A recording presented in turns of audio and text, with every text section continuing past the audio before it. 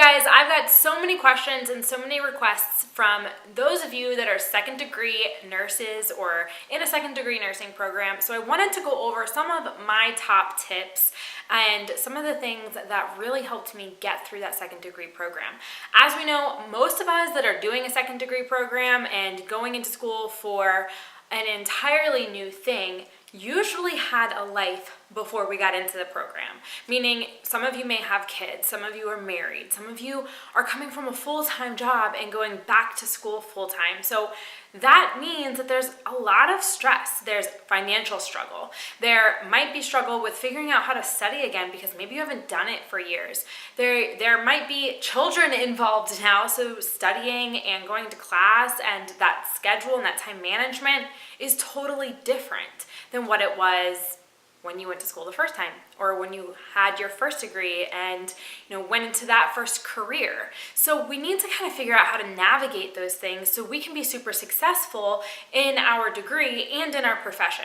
So I have a couple tips for you to help you really learn how to not only navigate that, not only survive it, but thrive in it. Because let's be real, if you aren't thriving through nursing school, if you aren't thriving as a nurse, then what was the point of going to the second degree program and putting all this work in the first place?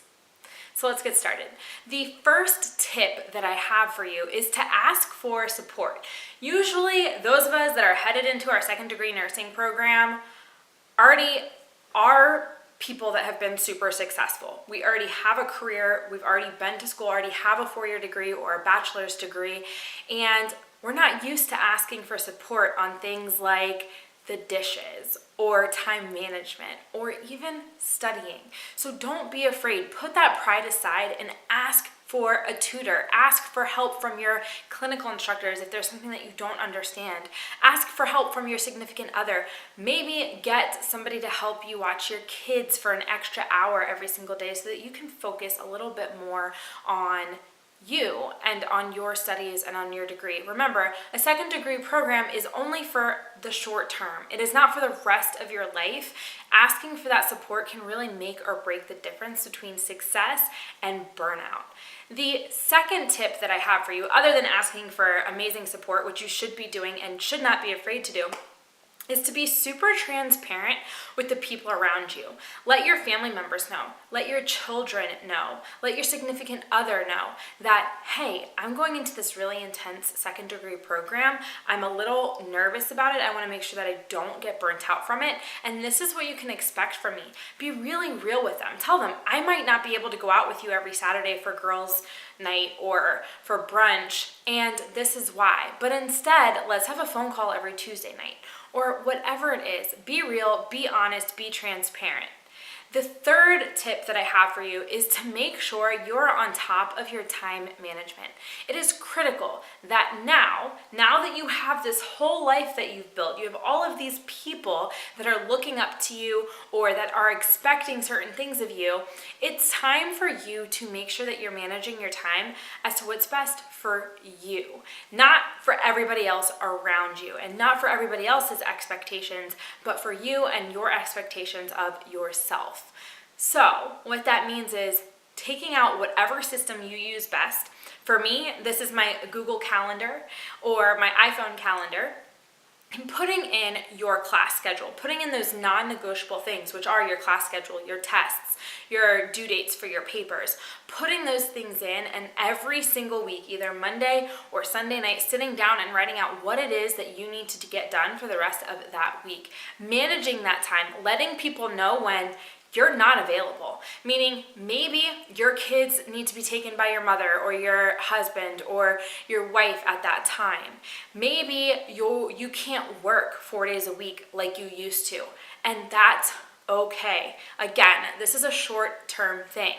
If you're somebody, and this is like a bonus tip, if you are somebody that's like, oh my gosh, I cannot quit my job. I need to have some stream of revenue coming in. I need some type of income coming in while I'm in school.